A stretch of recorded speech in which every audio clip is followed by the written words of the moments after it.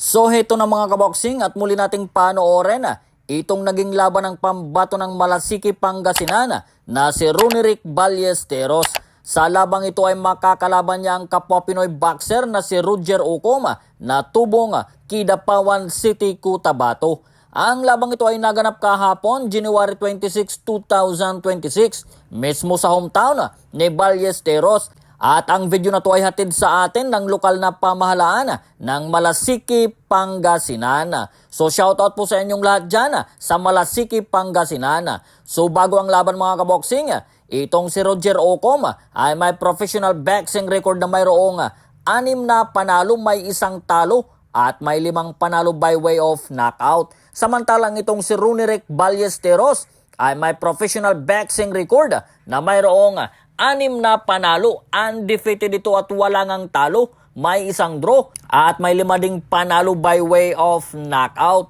Sumukhang parehas pong may lakas ang mga kamao nitong magkatunggaling boksingero at ang labang ito ay 10 rounds bout para sa vacant WBC Asian Lightweight title. Okay mga kaboksing, panoorin natin ang laban.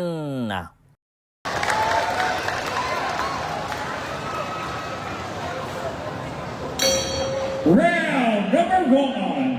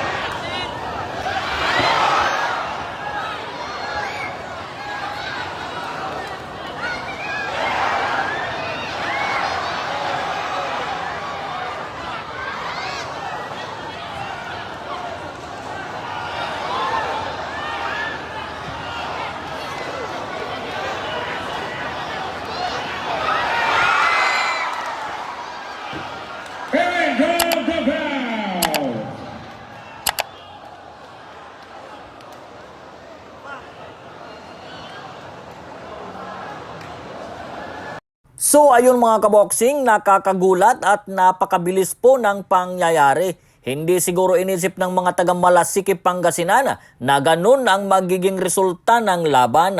At natalo nga via technical knockout sa round 1 ang kanilang pambato na si Runerick Ballesteros. So ano nga ba ang nangyari sa very short round 1 na iyan?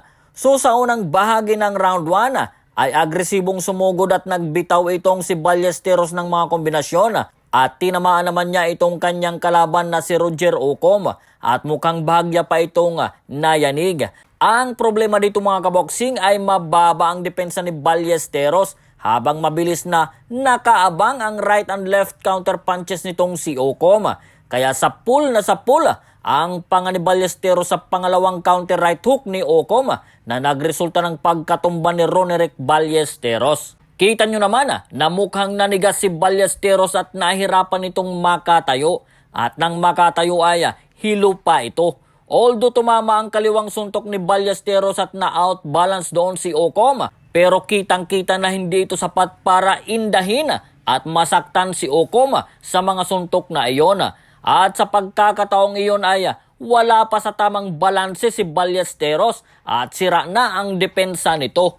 Natinik advantage naman ni Roger Ocom na sumugod na nagresulta ng muling pagtama ng malalakas na pamatay na suntok ni Roger Ocom sa mukha at panga ng pambato ng Malasiki na si Ballesteros. Kitang-kita nyo naman mga kaboksing kung paano tumama ng walang kahirap-hirap ang powerful right hand ni Roger Ocom. So congratulations kay Roger Ocom at siya ngayon ang bagong WBC Asian Lightweight Champion. And of course, bounce back sa iyo Ronerick Ballesteros at tiyak na muli naming aabangan ang inyong mga laban. Para sa mga classic fight at latest boxing updates, mag-subscribe lang po kayo sa Hinirang Sports TV.